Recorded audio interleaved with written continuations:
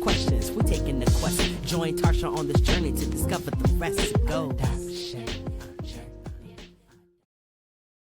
Welcome to the Adoption Journey Podcast. I am your host, Tarsha Smith, and welcome back to another journey and another story.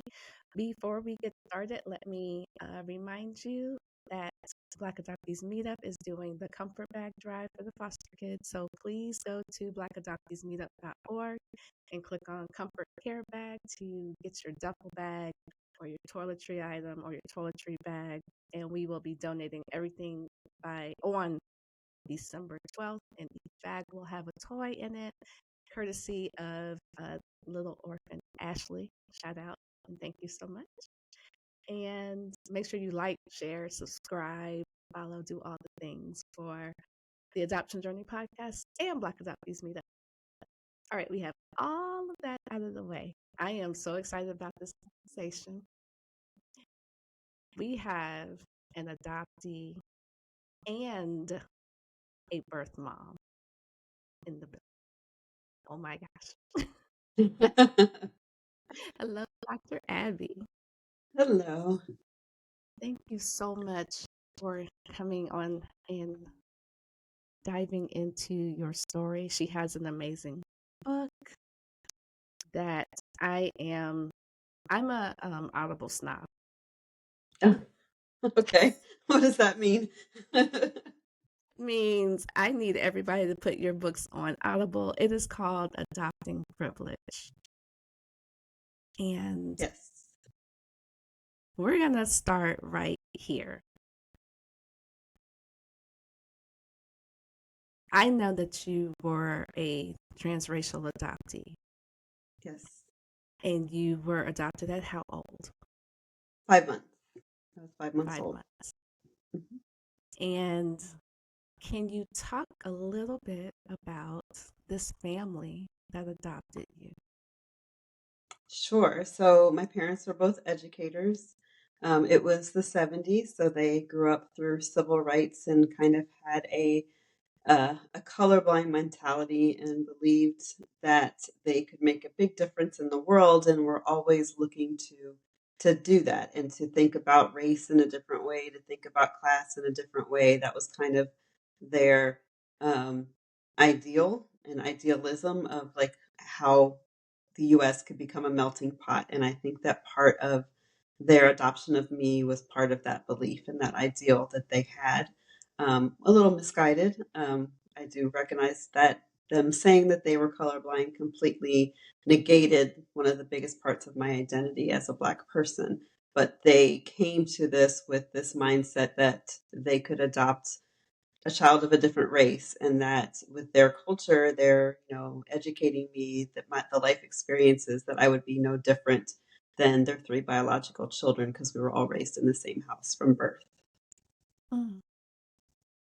Even though you didn't look like them.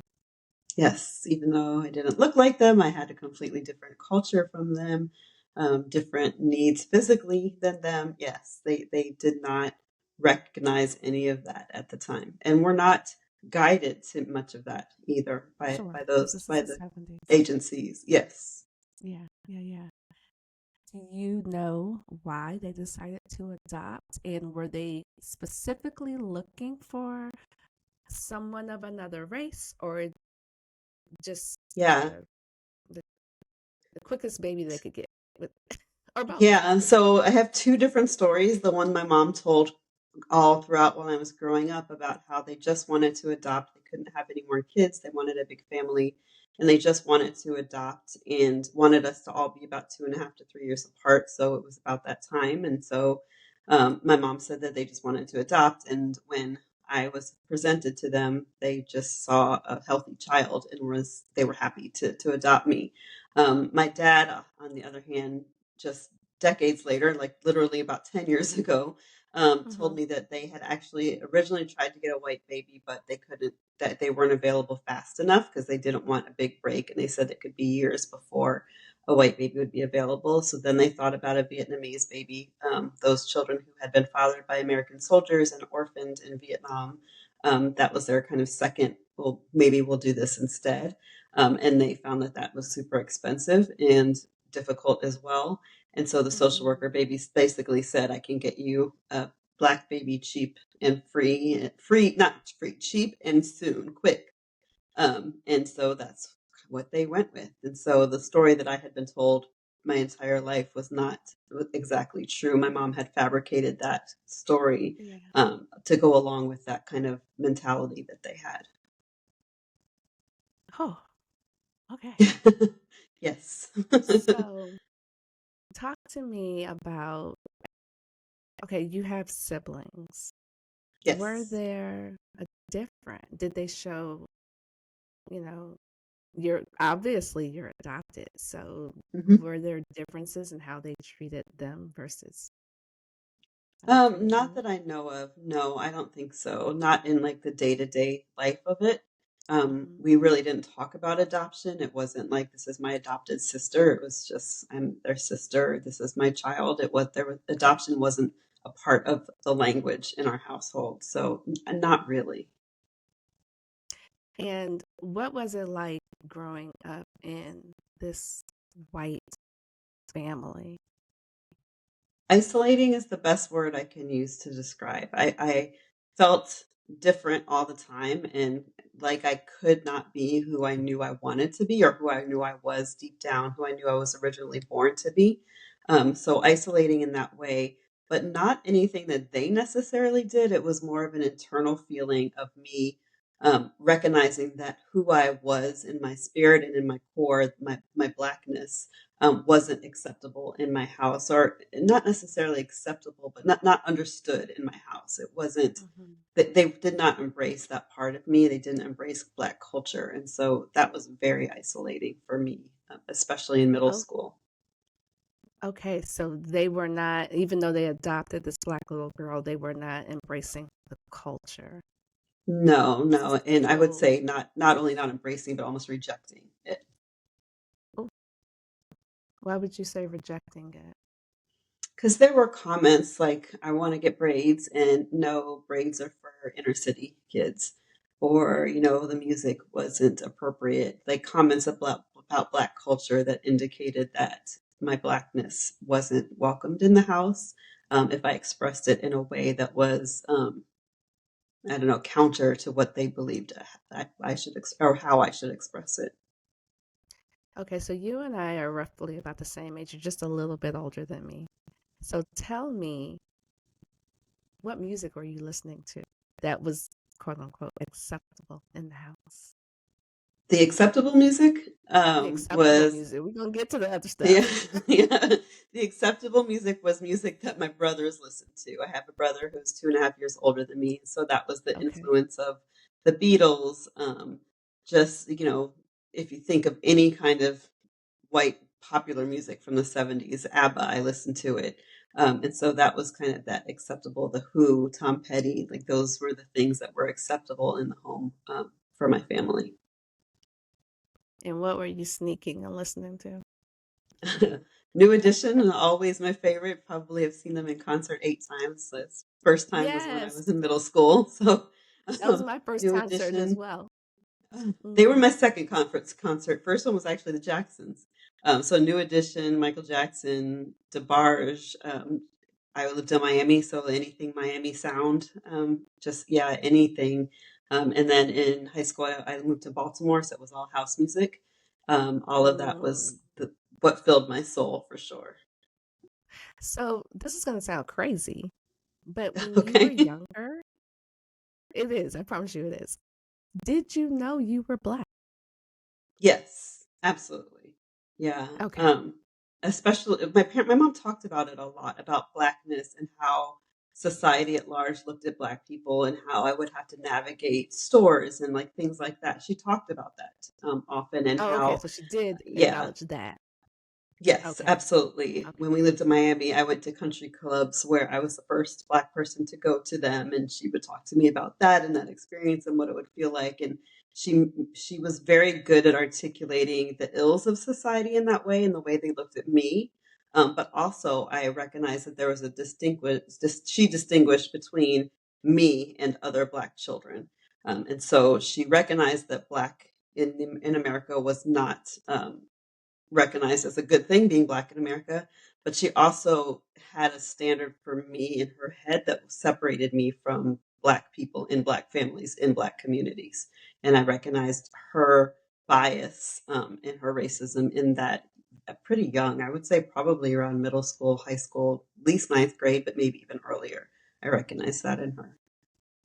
You told a story in your book that I really resonated with, and it was when you were not allowed to go to the country club because they didn't Yeah. accept Black people. And Yes. I had a similar experience, not with the country club, but dealing with race. Because while I was adopted by Black people, I was raised in an all white, like we were the only Blacks on the block. Yep. So, and so of course, the little neighborhood kids are your friends. Yes. And the first time I experienced something like that, the little girl down the street, she was actually Cuban. And she was having a birthday party, and we would play all the time. And I was told that I could attend, it was a birthday party, slumber party. Mm. I could attend the birthday party, but I could not spend the night. Wow. Yeah. And I remember having a fit. And my parents were like, "You're not going to the party at all." Yeah. But as a little girl, I want to go to the party. Yeah. It's okay. I'll just go. My parents were like, "You are not going down there." Yeah. And she's also the first person a short time after to call me the N-word. Oh, wow. Yeah, I So, did not have that experience.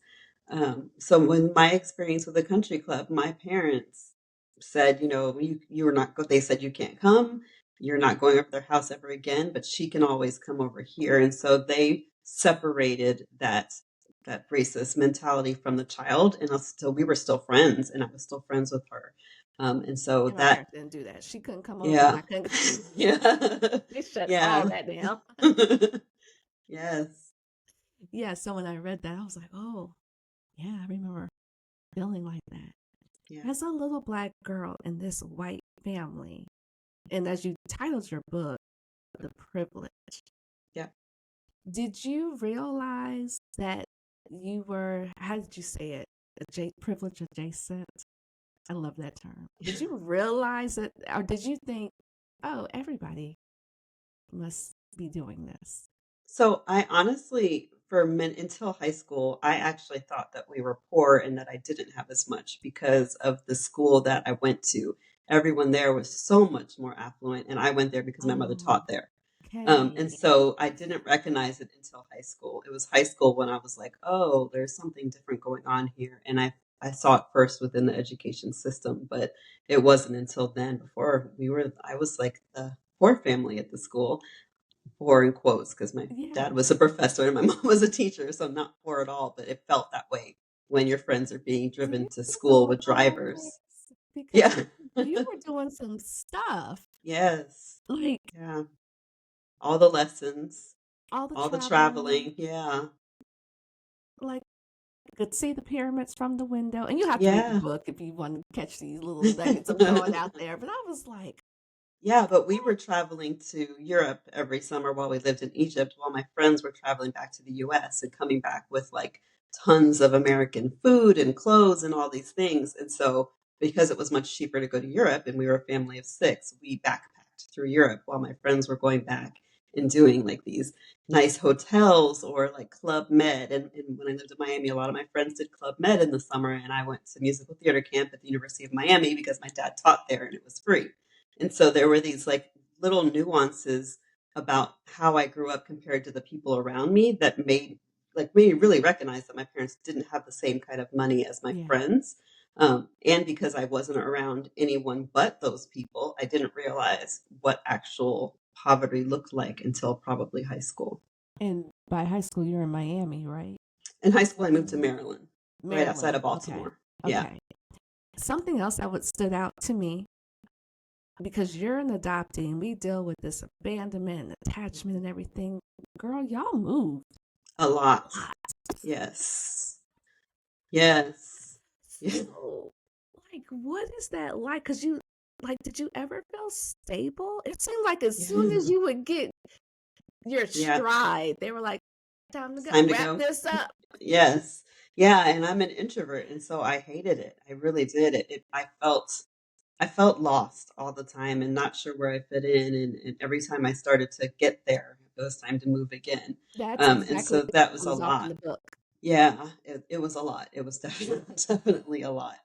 My siblings are much more extroverted, and all of them still travel.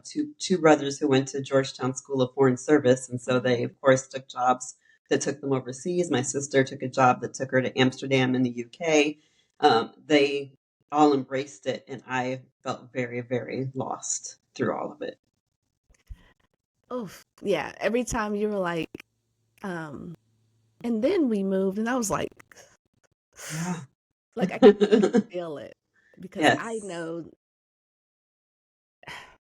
and I don't know if this has to do with adoption or not, but I don't like a whole lot of change either. Yeah. Like, yeah, I know Yeah. it's necessary sometimes, but the way you guys are moving, Yeah. talk to me something that stood out. Your time in Miami, and I don't know if it's just because it's something that I could relate to, because again, you and I are close in age, and I'm in Florida. So I Mhm. could totally like visualize that era in Yeah.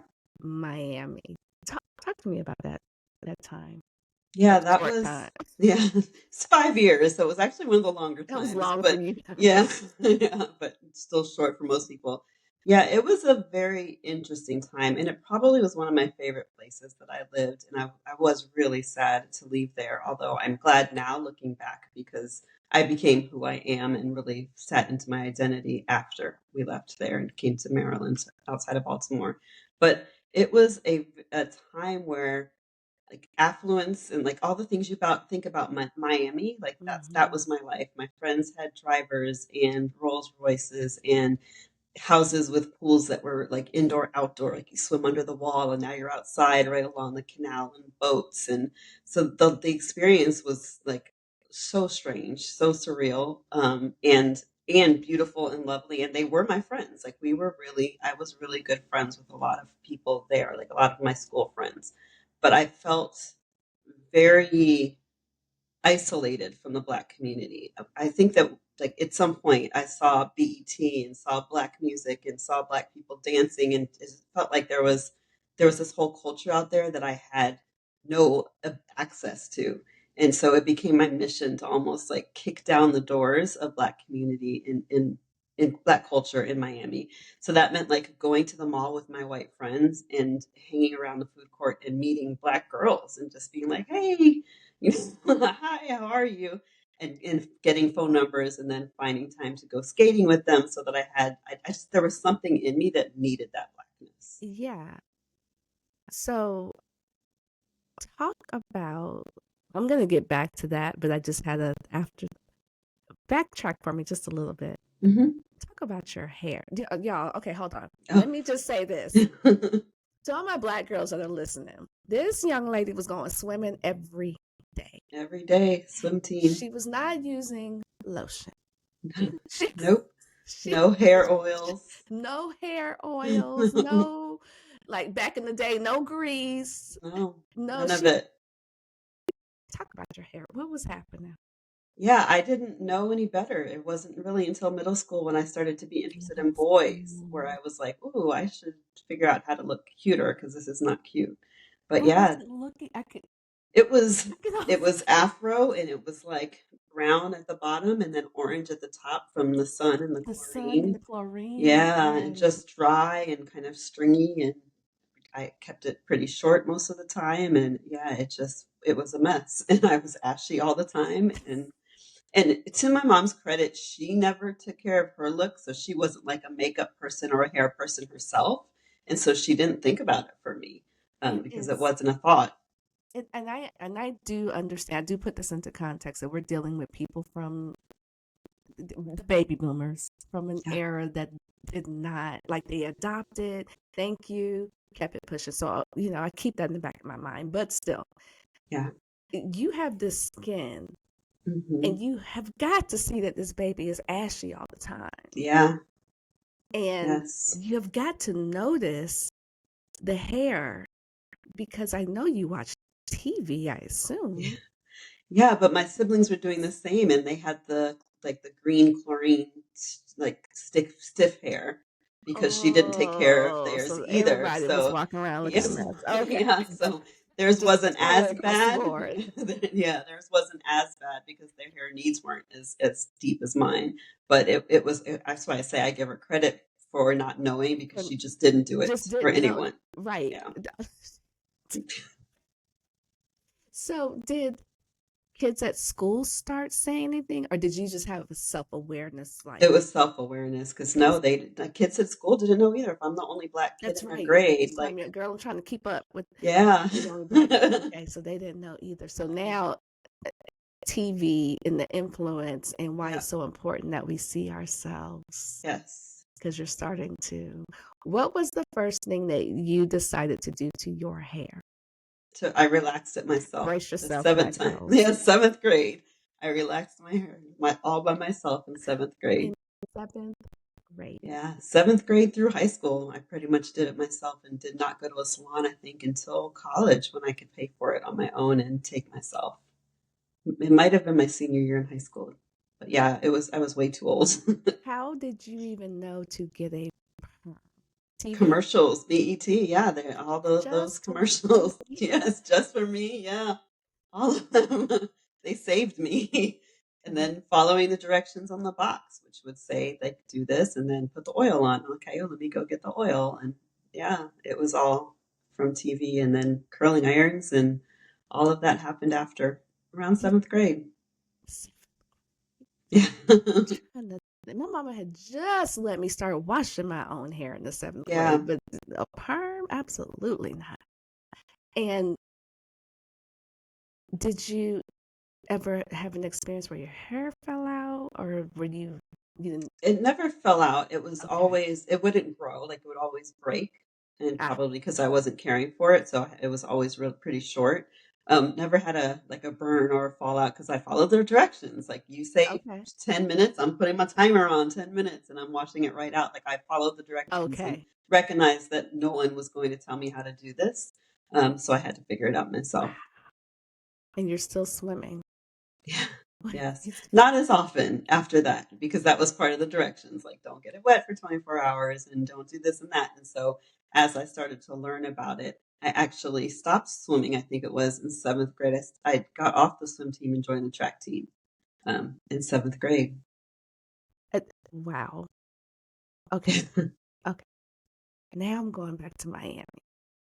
So I don't know if you want to tell the story on the pod. Well, not the whole story, but touch um on something, somebody that you met in Miami. Oh, yeah. Anthony. Yeah, I met him at the mall with out there with my white friends hanging out trying to meet black people. And I met one. Yeah, and Yes, you did. yes. Yeah, he was the love of my life for many, many years until he died. But yeah, he approached me in the mall and just was like, "Can I have your phone number? Can I take you to the movies sometime?" And I was like, "Wow, black boy actually is interested in me. This is great." Was I that the had first time? no, he think was the third Third. third Okay. time that a black guy at the mall had shown interest, but he was the only one that I was really interested in. So it was like the first time that like had the same feeling or the same mutual interest in him. And do Um, you want to say who he is? We're not going to get into sure, yeah, that's details. fine. Yeah, You got to go get the book. yes, he was Bob Marley's half brother. They have the same mom, different dads. And so I didn't really know what that meant at the time. Bob had Sure. died, I think, like 4 years or so before I met him. So I didn't really know how big of a deal that was at the time. It was like years later. I think probably had to been in high school, maybe. I told someone he was coming to visit me, and I told someone, and the reaction was like, "Oh, I guess this is a much bigger deal." I mean, I had seen the platinum records, and I had listened. I listened to the music. He had sung me some of Bob's songs when we were dating and stuff. So I I just had no recognized, clue. but I didn't realize how big of a deal it was. Yeah. Yeah, at the time, because he was just Anthony to me. His mom was Right. just Mother Booker to me. And this is Um, the 80s. And like you said, he died, what, 80? 21, I Yeah. believe. Yeah, so he had just Yes. passed away very Yep. recently at that point. Yep. And wow. So you gotta go get the book if you want that tea. And Bob Marley's little brother. Yeah. Because that just walk, hey girl, at the mall. Yeah. Yeah.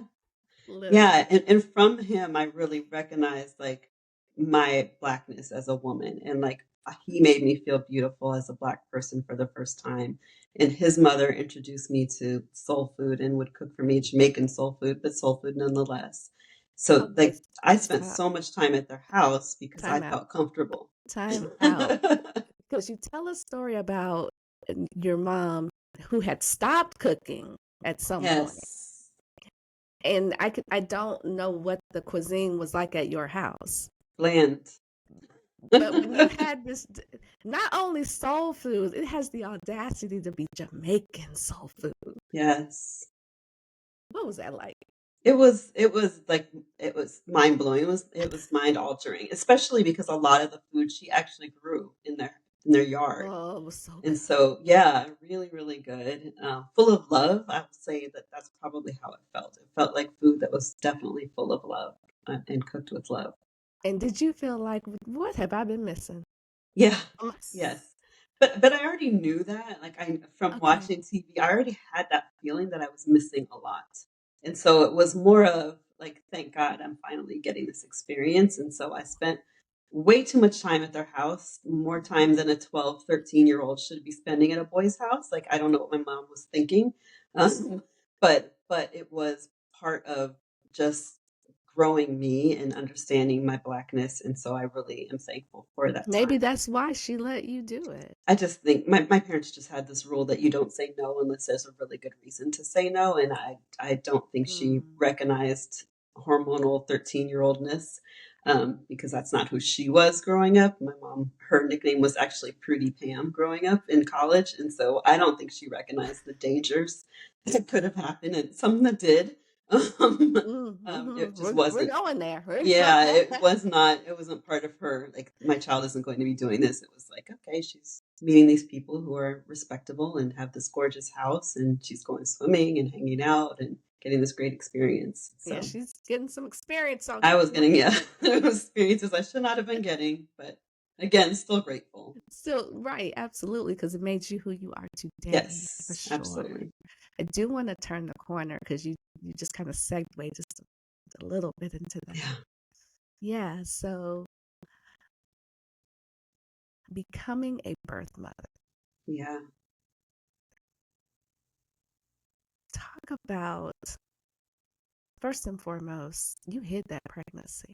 yeah, it did for It seven was months. amazing to me how long you were able to hide that pregnancy. It How? was the 80s, big You're right. sweatshirts. We, You're we right. dressed differently then. You're right. You're very, yeah, you are, you're absolutely correct. So, and then I laid around under blankets at the house, which I did already anyway. It was kind of a comfort thing. So there was nothing seemed off to my parents except for that I was sleeping a lot. And Yeah. so my mom did send me to the doctor when I was 5 months pregnant, thinking I had mono because I was sleeping a lot more than I had. And so he, of course, knew, and I still didn't say anything. And he finally told them when I was 7 months pregnant that I was pregnant. But you are active. You Yeah, are running track, playing like volleyball. right. Yeah. Are you still doing the things? Yeah, I was doing all of that. Yes. I think that at some point I told her I wanted to quit indoor track. Okay. And so that was like right in the middle, and that was about when she sent me to the doctor to see why I was so tired and did not feel like doing things. But up until then, yeah, I did. What was the plan? Had they not have told Yeah, what was the plan? In there was your none. little Yeah. teenage mind, that you're just going day by day. Yep. And I think that's how I was built. That's who I was. It's how I was built from adoption. That's how I was built from abuse is just kind of clenching my jaw and pushing forward and just deny everything's fine. I'm fine. Everything's fine when nothing was fine. And that's really how I grew up from, probably before I was even adopted. I'm the way I am now, super even. That's how I was all the time. That's how I was when I was happy. It's how I was when I was sad, when I was scared. It's still just like this. So I think that was just pushed through. And yes, she did say abuse, which I purposely did not touch on because you got to go get the book Yeah. if you Yes. want nasty as well. Yes. 'Cause I'm not going to talk about it. You got to Yeah. go get her book. That's fair. It's hot. That tea is hot. So It is. and so you have they find out Mhm. in how 8 months, So I was 7 months and 7 I had months, my son at 8.5. So it was about 6 weeks of making a 6 weeks decision. to make. Yeah. Yeah. Make the life altering decision. And that's like the one thing in my life that I wish had not happened was the relinquishment of my son. Because Please I talk was, about that because you used. yeah. I love the verbiage. The verbiage was so for someone who who for anybody who's not experienced that, the way Mhm. you talked about that experience, 6 weeks Yeah. and go. I'm just Yeah, it was full out coercion. It was all of the things that we think about when we think about birth mother coercion.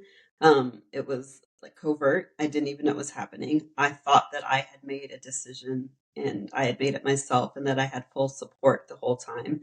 And I believed that for decades, even full after support from relinquishment. who? From everyone, from my mom, Okay. from the adoption agency. It was a small agency owned by one woman, a little private agency. And she was supportive and showed up and was everything that I thought I needed. And she showed me all of these parents who had beautiful nurseries ready to go and letters about the lessons of sports and all the things that I grew up with that she was going to offer that they were going to offer any child that came into their home. And they talked about a little bit about their jobs and just these profiles of these people who were absolutely ready to have a child. Meanwhile, my parents and this woman said that they would support whatever decision I made. But no one ever told me what that support would look like. So it was June when I had my son, and there was no discussion about how I would go back to high school and finish my senior year, what daycare would look like, how we would turn our guest bedroom into a nursery, where clothes, diapers would come from. No one ever said anything about any of those things. And so when I look at it now, it was pure coercion because they said all the right things, but did not mean it at all. There was no plan of support, and they wanted me to relinquish my child for various reasons, depending on who the person was. And I recognize that now, but at the time, I did not see it. And so for years, I had this almost guilt of I relinquished my son, and I should not have ever gotten pregnant, and all of these feelings, and I made this horrible decision. And then recently, again within the last 10 years, it was like, wait a minute. As a mom, as a grandmother, I know that when my daughter came to me and said she was pregnant, mind you, she was married. But when she came and said she was pregnant, I said, okay, this is how we're going to do it. I know you weren't planning it this early. You guys are young, but don't worry about it. We're going to support whatever you need. If we're going to have baby showers and you'll get things, and whatever you don't get, I promise I'll provide. And when you want to go back and finish your master's degree, I will babysit. This is a grown woman who I was giving all the Yeah, support to. right. And at that point, I started to recognize, like, no one did this for me. No one showed me a path where I could actually have it happen. So much so that a couple weeks after I gave birth, my parents still sent me to track camp at Penn State, and with a note saying that I had had a medical procedure and couldn't actually run, but that I was still there to at least learn and participate. So it was that much of a disconnect of what was going on in my mind and my body. Also, the fact that your parents were not there when you went into labor because they Yeah. did what? They went on a trip for my mom's birthday. Yeah. And you were how close to your due date? 2 weeks. 2 weeks away. And I was 2 weeks early. And of course, I'm sure the stress of it, being home with my 19-year-old brother, Bless his I'm heart. sure, yeah, I'm sure is probably part of what induced Because me into you were labor. in full on TV mode, water break Yeah. mode. Yes. Baking a And cake, like nesting yeah, when I was actually in the midst of baking a cake. And it my happened. God. Yeah.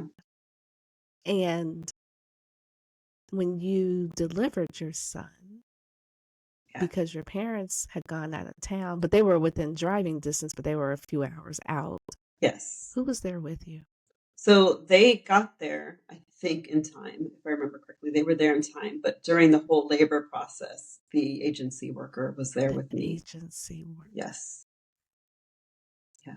And you are how old again? 17. Oh my gosh. And then 2 weeks later, track camp. Yep. Like nothing ever happened. Yes. How would, Yeah. do you remember how you felt at track camp? Um, just trying to survive.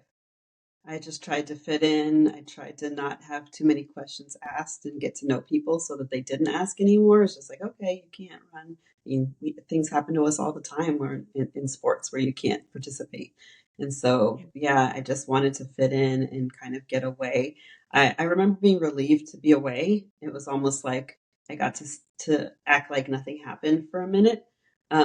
But also felt like I needed someone to acknowledge that something happened at the same time. There was this Mm. weird polarization in that way. But yeah, it was really, really hard.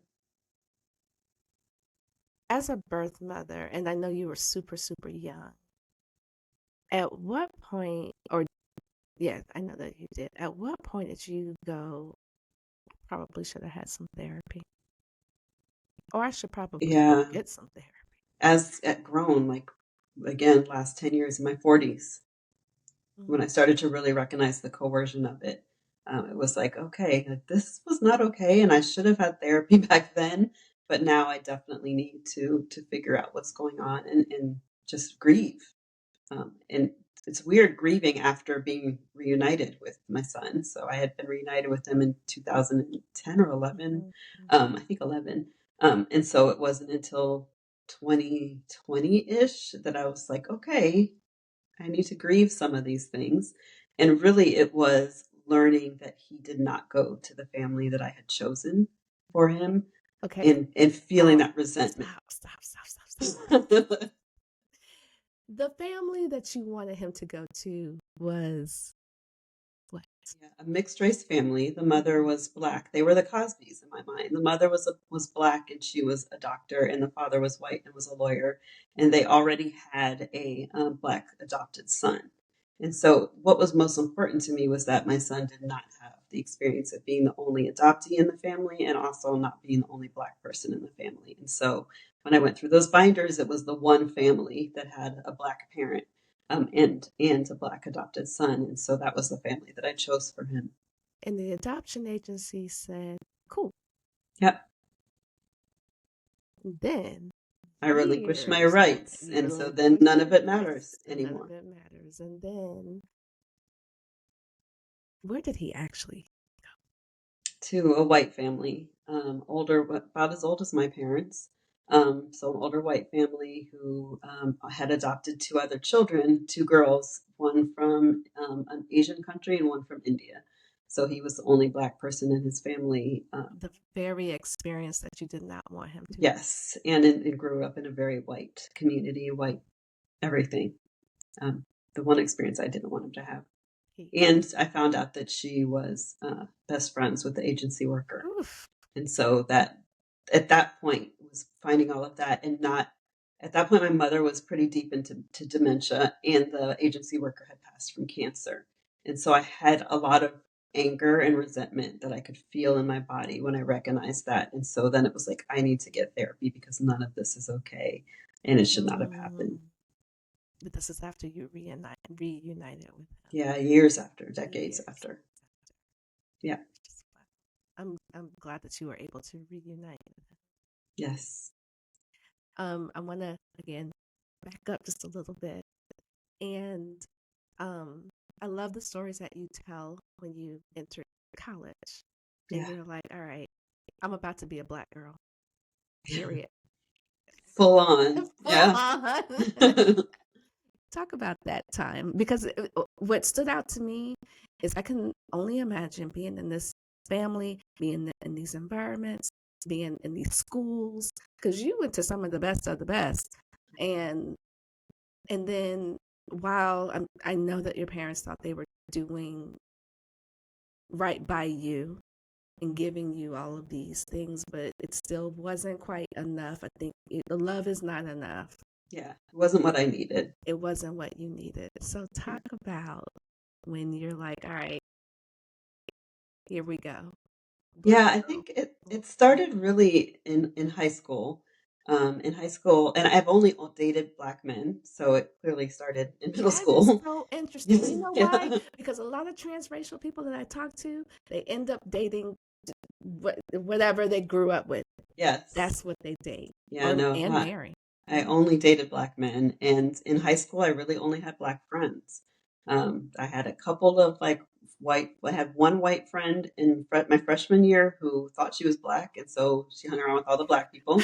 And Love then you. again, in high school, I had white acquaintances, but all of my friends were black, Because in and my so mind, you were full on BET Soul, Yo MTV yeah, Raps. That's what all everything I was envisioning when you were talking when you were speaking about that. yes, 100%, all in, all in. Yeah, and I got to college, and so then I didn't even have the influence of my parents. Right. And so I just fully embraced Black culture and did everything Black, including majoring in African American studies and sociology to get that experience that I didn't have and understand Black culture in a way that I didn't, and probably in a way that a lot of Black people don't, because that was Sure. actually, Because it's not taught. was what I Yeah, studied. not Yeah, not in that yeah. yeah. Yeah, not in that way. And you had because you switched your major. Yes, I was originally psychology, thinking I was going to law school. And then took my first African American Studies course the first year of my freshman, like first semester of freshman year, and was like, nope, I'm doing all this. How did your parents feel about that? They were fine. Again, they don't say no there. They didn't say no unless they had a really good reason. And so they were like, okay, if that's what you want to do, that's That fine. is right, because you are the one that skipped school. No, you were at the party and you had snuck out the house and you were like, Oh "Hey, can yeah, you come just get me?" yeah, like yeah, sure. Yeah, yeah. So, okay, okay, fair enough. And so, when you get to college, if there's any transracial person out there and they get to college and I guess you felt like you didn't even have to explain yourself because nobody needed to know where you came from. And Yeah, is that the it first was. time you felt like that? Yeah, well, no. It was, I think it was more like I felt like I was hiding more in college than ever before because my mom taught at the schools where I went. So they all knew my family. And so in high school, you hang out at your friends' houses. So my friends hung out at my house, so they knew my parents. Okay.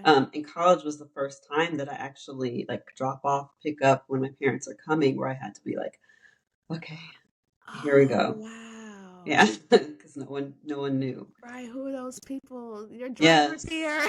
Yes. Yeah, very much. Yeah.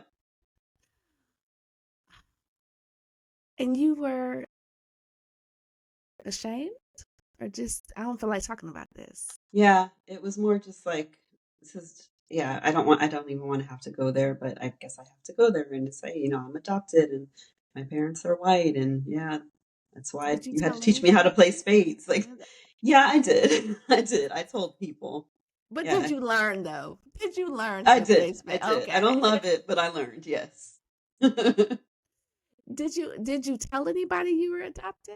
Yeah, I did. I told people because they're just people would know that there was something different or some things that I had missed or my mother was an English teacher, my dad was a mass comm professor, so I learned to speak very very specifically and use specific words and be very like conscious of the words choices that I would use, and so that those kinds of things were really obvious that there was something different. Um, or you're standing there in the shuttle and a Beatles song comes on and I'm like, oh, singing along and they're You're like, like, girl, wait. why do you know that? How do you know that song? Was raised by white people. I know it. So yeah, I I could be a definitely had music. I'm told a music people. lover, but again, I also was raised in a white space, so I too have some. Yes. You, what did you say? Duran. I was like, Yeah. yeah, Yeah. Yeah. yeah. Um. So, and I was again very intrigued by this part of the story because in being in your black space and then going to all the black clubs and doing all the things, and then you end up learning about the Divine Nine. Yes. Yeah. Was that your first exposure to? And Yeah, for those that don't know what I mean, is Black Greek letter organizations. yes. Is that your first exposure to that? Yeah, I think that it was. I feel like in high school, my best friend and I talked a little bit about it. She also ended up pledging AKA a few years after me. I think we talked about it a little bit in high school because I think that her aunt was Okay. an AKA. And so, yeah, but going to high school was my first, I mean, to college was my first real exposure to Divine Nine and to fraternities and sororities and stepping and just having community in a way that I just felt like I have to have this. This who I am. And it's, I want it really badly. So it was something I chased for sure. It's very interesting because I know as an adoptee played into one of the reasons why I became an AK. Yeah, And definitely. I didn't, I had to sit with that. I didn't really realize it in the moment, Hmm. but in hindsight, I'm like, oh, it absolutely played into Yeah, the that reason acceptance. that accept the community, Yeah. the sisterhood, the yeah. So And like, you're okay. We have decided that you're okay. we're- And so I needed that validation from other Black women to know that I belonged. and when you talked about, like, for an example, going to Boulé, like, I Yes. have access and can go to and Yes. can do this, and it's okay. Yeah. And when I get there, it's going to be a beautiful thing. Yes. Yeah. And it was really like juxtaposed to um, Jack and Jill that my parents were not allowed to join. My mom tried That to was do so that in high school. interesting when you So, talked yes. about So that that. rejection, because my family was white and not being able to have that community, it was like, okay, now I'm doing this on my own and I get to have this. And And no I one's going get to tell to me that I have can't. it. And I get to have it. Yeah. And I wonder how many other adoptees that belong to the Divine Nine. Where are you? Yeah. I know you guys are out. Where are you?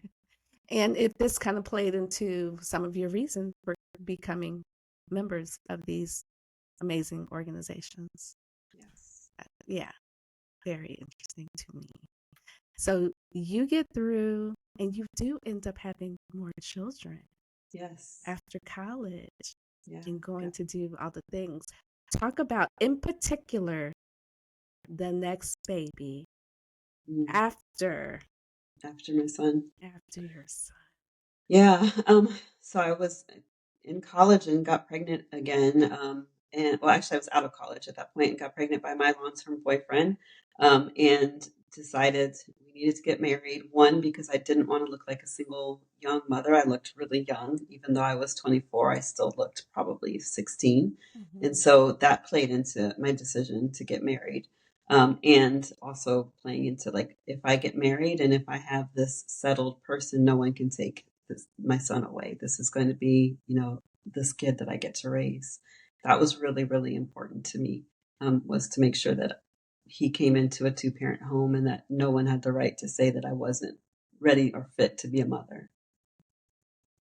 Even though you married into a situation that wasn't the greatest. Yeah, he is a great person. He has been. He just wasn't the person for me, and I just wasn't the Right. person for him. Yeah, he was my college boyfriend, and that should have been what it was. Right. But yeah, no, he's a phenomenal human being. There was no like dramatic anything in it. It just we weren't Oh each yeah, other's there's no tea person. there. It was just No, no tea at all. no None. tea there. No. Just when you talked about all your reasons for getting married, and I was like, yeah, nope, Yeah. nope, nope. And ultimately, It wasn't because I loved him and I wanted to spend the rest of my life with him. It was, right, yeah, that I was pregnant and wanted to make sure I had pregnant, this and this still child. carrying the trauma of Yes. what happened the first time, right? Yeah. And not aware of any of that trauma also. Sure, absolutely, Because I thought it was absolutely. my decision and I had made this choice and this beautiful thing and didn't even put words to the fact that like it Oh, wasn't a beautiful thing. It wasn't my decision.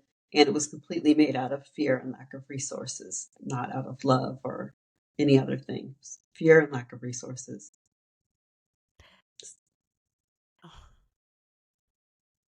Because you just said what you said, because I was going to go there a little later, but I'm going to go there right now. Lack of resources. You keep pulling me back to this another thing.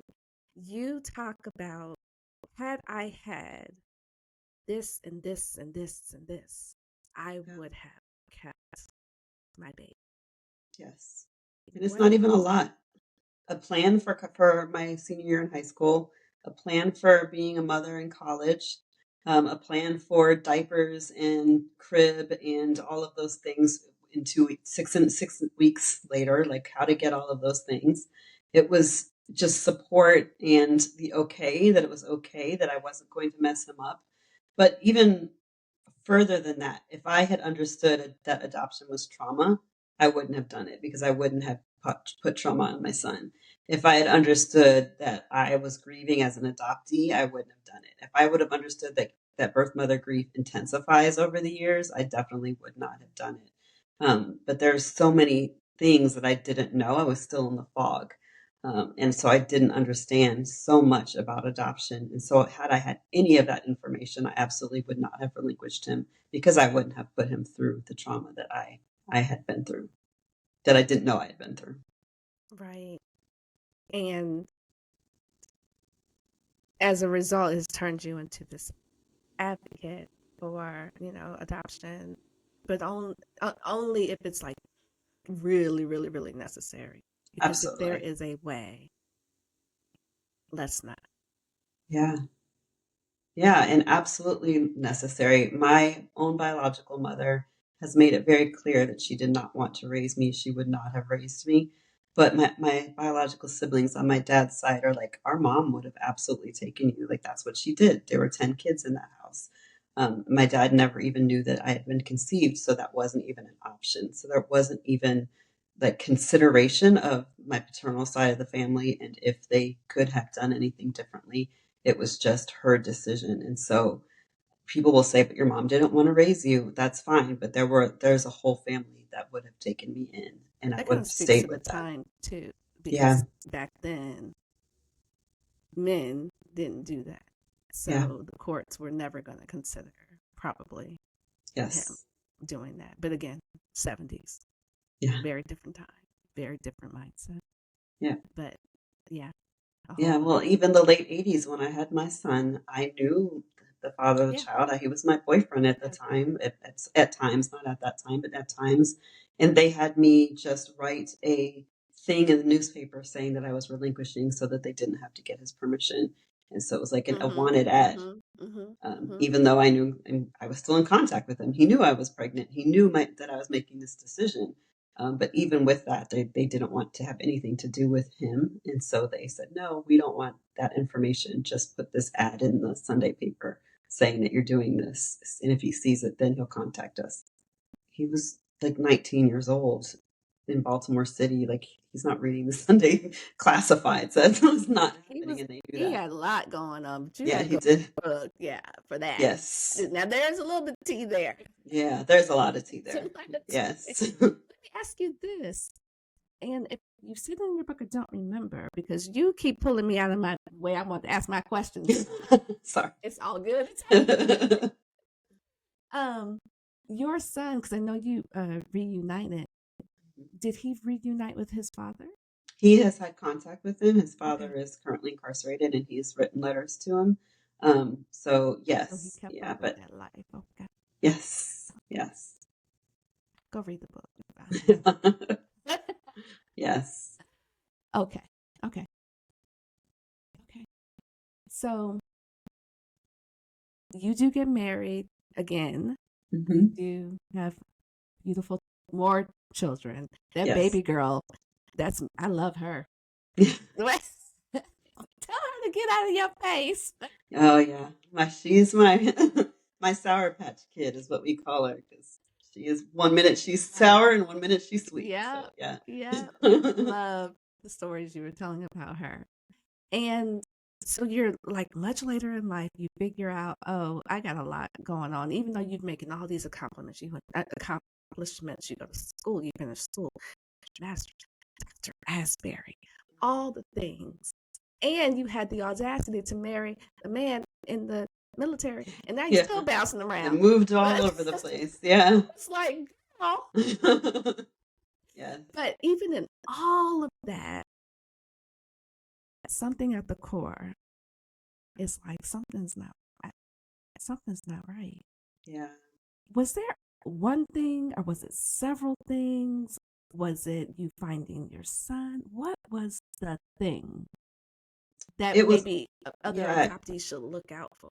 it was always. So I started looking for my family in 93. So way before I found my son. So it was just this thing. It was kind of like the BET thing. Like I knew there was a family out there that I should have access to. There was history, there was culture, there were all these things that I just felt in my body that I had the right to have. And so I really started looking in 93. And it wasn't until 2017 using DNA that I found them. But it was just this overwhelming desire to understand parts of me that did not fit with my adoptive family. So my introversion, my love of music, my musical ear, being able to like hear and have perfect pitch in my ear, my athletic ability and wanting to really do a lot in sports, and none of my other siblings were like that. There were just things about me that I knew came from something, those ancestral resources that I knew were there in my bones, and I needed to find out who these people were and how was connected to them, and if I fit in with them. My God. I'm shaking my head because I get that. I had a very similar experience when I I found everybody. I found both sides. Mhm. Yeah, I was disappointed when I found my maternal side me as because I well. didn't find that thing I had created in my head. Mhm. But when I found my paternal side Yeah, is when I found the genetic mirror. When I found what you're just talking about, the yeah, music, the dancing, the this hair. yeah. It's all over there. My entire face. Tell your sister, I think it was, sent you Yes, that, Sissy. and you Yeah, saved it. What did you say yes. again? I said, wow, I finally look like somebody. And she said, you look like a whole lot of somebodies. And it was just like, oof, Yeah, it felt finally. it when you said it because Yeah. I get it. And Yeah. people that are not adopted don't get it. And why would they? I mean, Yeah. and why would you? But there is nothing like looking at yourself.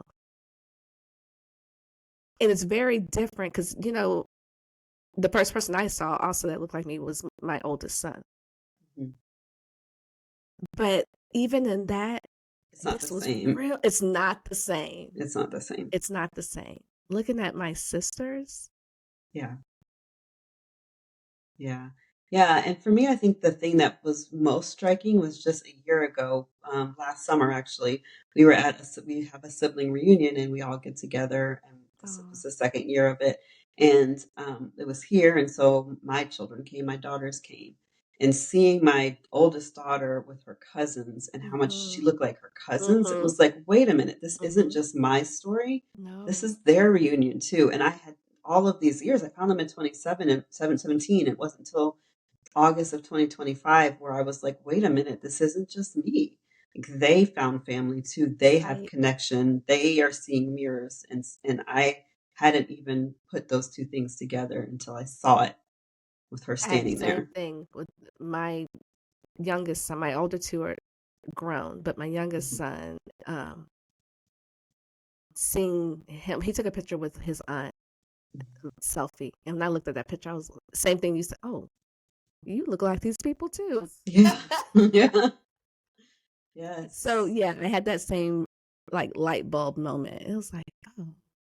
Yeah. And unlike my older children, it was never a secret that I was adopted.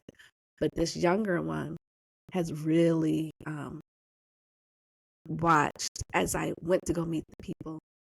And then he's even been with me on a couple of the trips. They've been down here. And so, yeah, you forget. And you looking for you're like, oh, Yeah.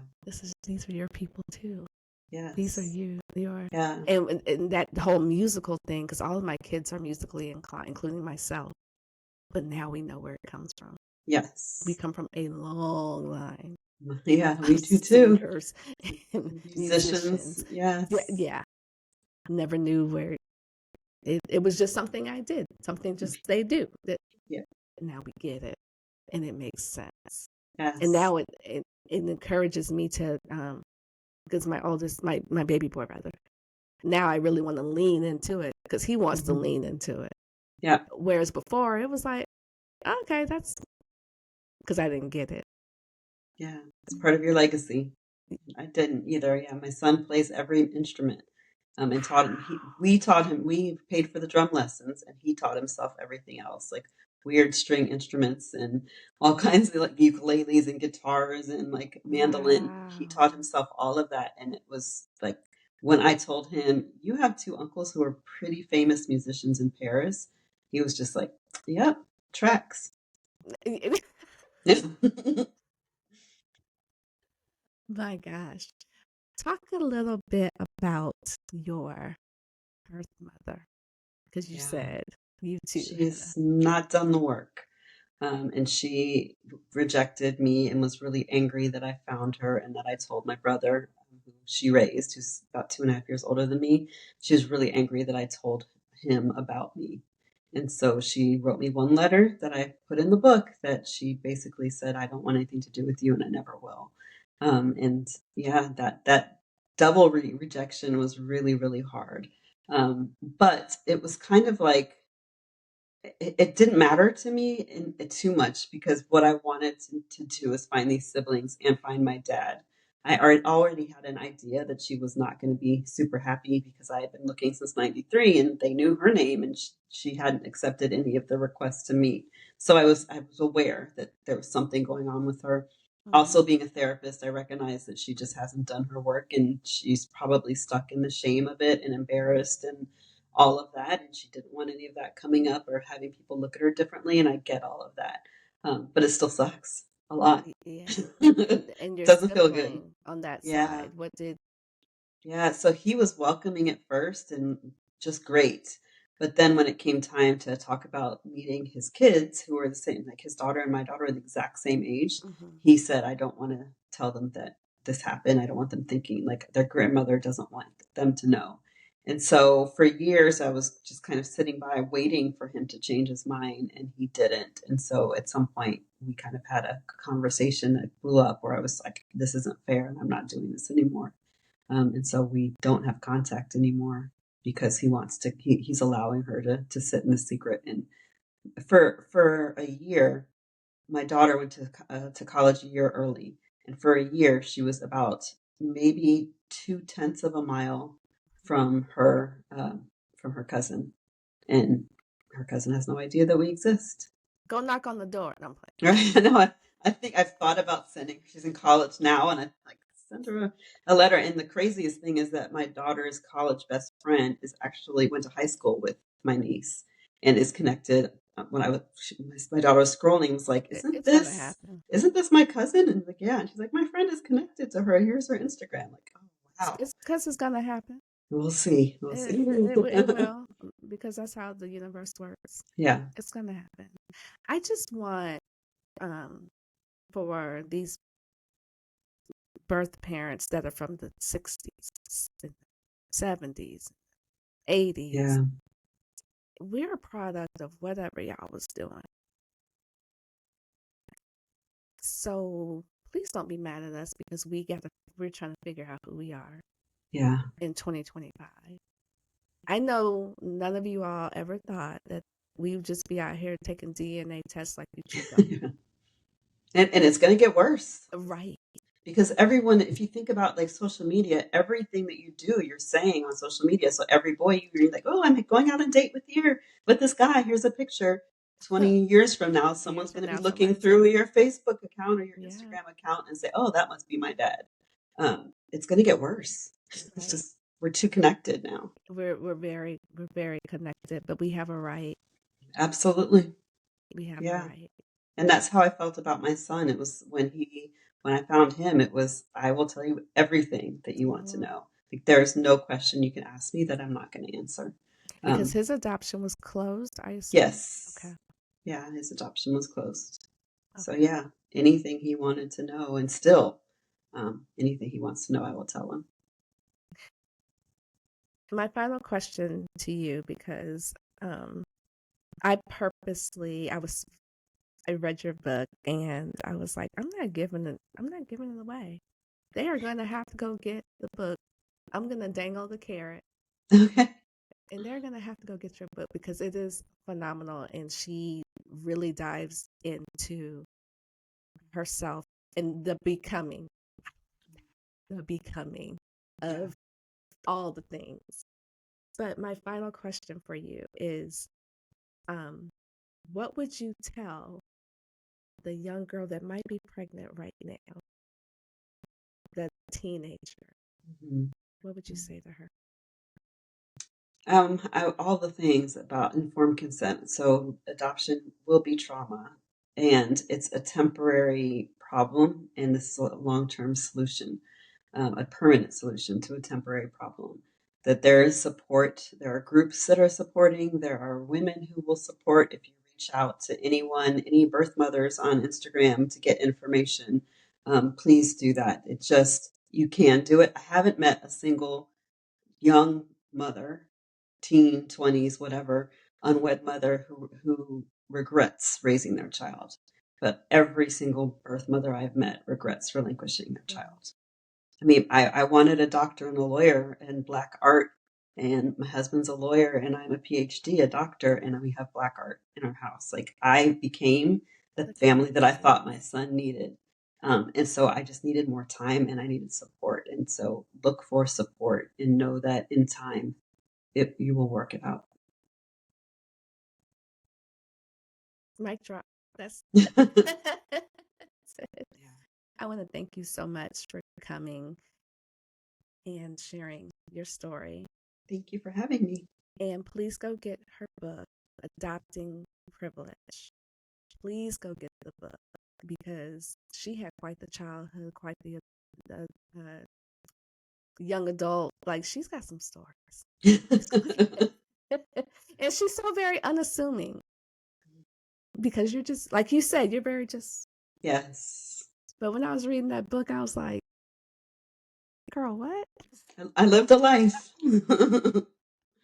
So thank you again. You can get it. I personally did Audible because I love to listen to books. Tell everyone where they can get the book. The easiest way is adoptingprivilege.com.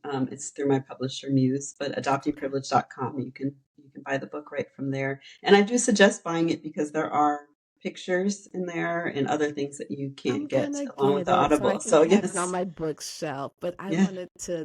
I just know me. I'm like, oh, I needed the Audible too. That's why I did it, because like I like Audible. Yeah, I'm gonna get it because I listen, but I have a bookshelf right when you can't see it's behind me. Yeah. I'm gonna get it. Thank you again. Give me 1 second. Don't leave me. And on that note, bye, family. Journey on. You need a pie with the good? Oh yeah, what is the one?